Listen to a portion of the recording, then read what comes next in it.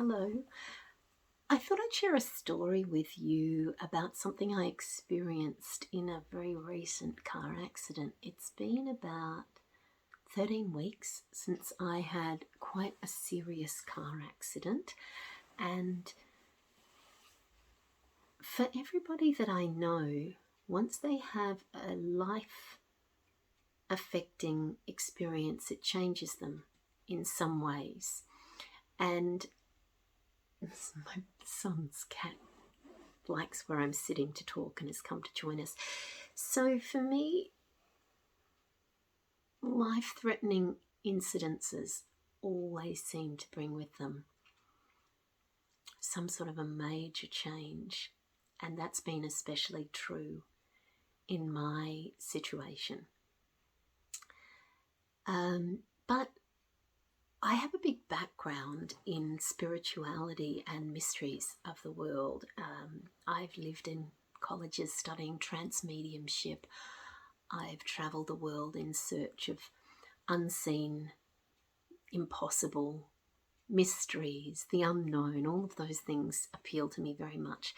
But about 13 weeks ago, I had a very serious car accident, and I have some post-concussion syndromes, which sometimes affects my memory and my speech. And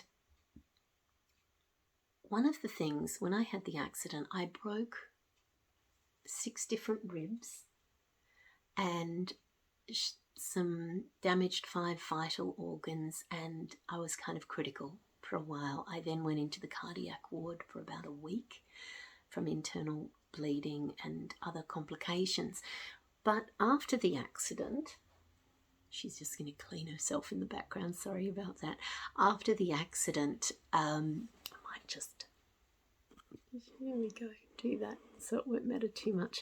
After the accident, I spoke to my son and I asked him if he got the name of the young lady that helped me out of the car when we first had the accident. And he said, "What do you mean?" I said, "You know, the young lady, she looked like you and your sister, but she was a little bit older than you, and she was wearing this white, pink and blue fluffy jumper that that was really, really soft, but it actually felt like feathers, and she helped me out of the car." And he said, "No, Mum, you're mistaken. That was me that helped you out of the car." And I said, no, I know you did, but before she got me out of the car and said, "You're going to be okay," and passed me to you. And he said, "You mean the ambulance officer?" And I said, "No, this girl passed me to you, and then you and the ambulance officer caught me as I collapsed and got me onto the ground and then into a stretcher." And he looked at me very peculiarly and said, "Mum, there was nobody else there except for me." And I said, no, there was the young girl, and she put her hand under my arm and helped me out and passed me to you. And he said, "Well, maybe so, but maybe you were hallucinating because I was the only one there." And I thought, oh, well, maybe I was, but then I couldn't stand up on my own. When he and the ambulance officer took me, I was unable to stand on my own. And I said, "She lifted me, and that's how you were both able to do this, under each arm and lift me. And as soon as you let go, I collapsed onto the ground. So maybe it was hallucination, but I wouldn't have been able to stand up on my own." And he had a good think about this.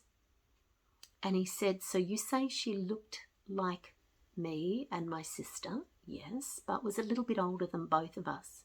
"How much older?" I said, "Maybe a year older than you."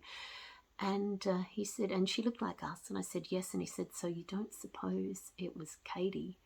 And Katie was my first daughter that would be 1 year older than my son, who passed away. She passed away while I was pregnant with her, late pregnancy. So it falls into a bit of a grey area between miscarriage and stillborn, because she did have to be birthed, but she had already passed away. And he said, I wonder if that was Katie, Mum. And I thought, well, that's really interesting, isn't it? So to this day, I don't know whether it was an hallucination. Although I do know what happened is the dash cam footage fell down, switched off, twisted around on a lead, and then turned itself back on. And we've thoroughly studied this footage because it was facing squarely at me for the rest of the duration of while I was in that car and getting out of the car. And it clearly shows that I was unable to stand on my own, but somehow I did get out of the car quite easily on my own. It does look like my arm is up in the air a little bit, but there's nothing there underneath, obviously. And there's no logical explanation for what I experienced at that time other than I was hallucinating, but then I don't know how I would have been able to stand up, or the explanation that I much prefer, in that I had an angel that came and assisted me.